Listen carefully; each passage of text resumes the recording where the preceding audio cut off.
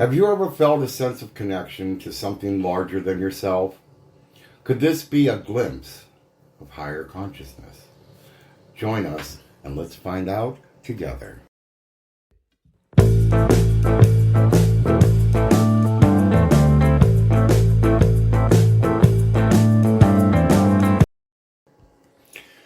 Hello there, everyone, and welcome back to the Joy Without Justification podcast. We are your one-stop spot for finding peace, purpose, and presence. No explanation is needed. And today we're talking about something that sounds complex, but doesn't have to have a PhD to understand it. We're here to break it down and keep it practical. I'm your host, Denny. And I'm Dan. And today we'll be talking about higher consciousness. Yes, it does sound intimidating. It sounded very spiritual and mystical to me. But it's really just about becoming more aware of your life and how you're living it. It's not about some grand mystical experience per se. It's about clarity and it's about connection. And it's something that we all can explore. All right, Deanne, so let's start with some basics here. If someone asked, what is higher consciousness, what would you say? To me, higher consciousness is simply being aware of more than your immediate thoughts or emotions. It's like if you have a camera and you're zooming out and seeing the bigger picture. That would be your habits, your reactions, even the stories you tell yourself about your life. It's about stepping back and asking what's really going on here. So it's learning not to get tangled and follow after your thoughts, but instead you're the observer of your thoughts and your actions and your habits. So it's kind of like being on autopilot. Or getting out of autopilot, yeah. Exactly. So most of us go through life reacting to whatever happens. Stress at work, bad traffic, a rude comment. And we do. We are a reactionary people. Higher consciousness instead lets us kind of observe it and instead of being swept up in it. So it's about awareness, not control. Just observing what's happening inside of you. Because not everything needs your reaction. Okay, so being more aware sounds nice, but what does it matter? What's the benefit of this higher consciousness thing? Well, that's a great question, and think about it. When you're stuck in autopilot, life can feel overwhelming, right? You're just out there reacting to one problem right after the other. But when you become aware, and that is when you are the observer, you realize that you don't have to react to everything. So most of us have those issues at work, right? Most of us have, some kind of either toxic environment or that coworker that just gets on your nerves and, in the heat of moment or whatever, you say something. But being aware is it's almost like higher consciousness is you're watching a movie. Like our life is the movie screen, and the awareness allows us to watch it so that we don't have to react to every situation around us. So you choose how to respond when you have awareness. So that gives you more peace, because in reality we react and we react and we react, and that keeps that stress going when sometimes a reaction isn't necessary at all. So it gives you more peace. It gives you more clarity. And sometimes when you step back and you can see things as they really are, it allows you to see the honesty of that situation, because maybe it's not the way you thought it was. But awareness allows you to see the bigger picture, if you will. All right, so it's not about avoiding problems, it's about handling them differently. Yes, 100%. So you're still living your life, but now you're doing it with a clearer head and definitely a calmer heart, because you're not fighting everything. You're not feeling like life is happening to you. You realize you have some power, how you see it, perceive it, and experience it. All right, so let's get to the part then that everybody is probably waiting for. How do you actually do this? How can someone start exploring higher consciousness right now? Well, the first step is awareness, and you start by noticing your thoughts and feelings throughout the day. So, for example, when you feel stressed, pause and ask yourself, why am I really stressed? What am I stressed about? Is it something I can control? And I'll give you an example. I'm a sales rep. So you want to go in controlling that conversation. You want to go in making sure that you say everything just right, that you uncover your client's need and you sell to it. Excuse me. However, I can't necessarily control the outcome. I don't necessarily, they may not have necessarily told me everything. There may be, maybe they're on a budget crunch, they can't spend, whatever the case may be. Or maybe this isn't the right time for them to have the service that I'm selling them.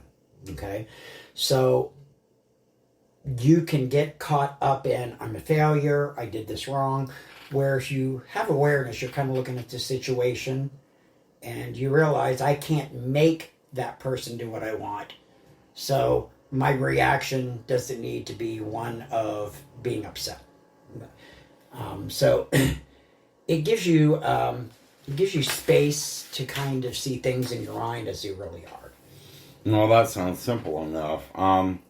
What about meditation? Is that necessary? Meditation helps, but it's not the only way. Meditation is a great practice for being present, because in meditation, I think the big myth is that you sit and go into some trance, but you actually just sit quietly. You can focus on your breath, or you can just sit in full presence, and you notice when your mind wanders, and you kind of bring it back to the present. So it's like training your brain to pay attention. But you can also practice presence while doing anything.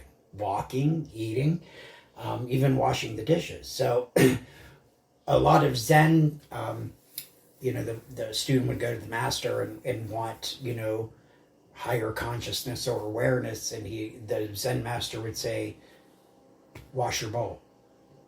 In other words, you don't have to be sitting somewhere to be present. You can immerse yourself in the task you're doing and be fully present. Oh, believe me, I know the awareness when I'm washing dishes. And you're looking at that stack of dishes and you just can't wait until that stack is down to maybe that last final dish.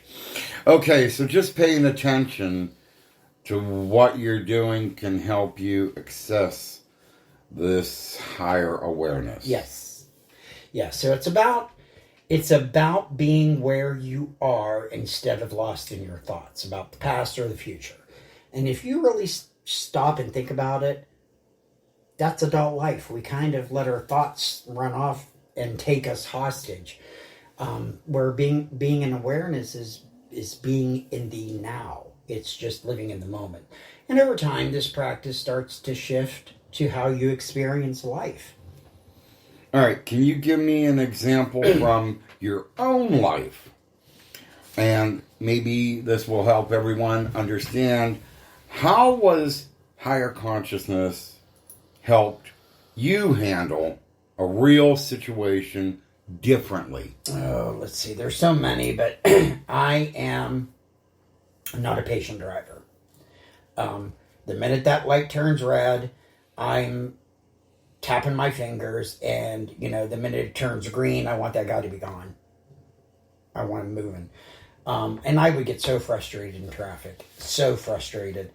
And like every red light felt like a personal attack. But once I started kind of practicing awareness, I realized my frustration wasn't about the traffic.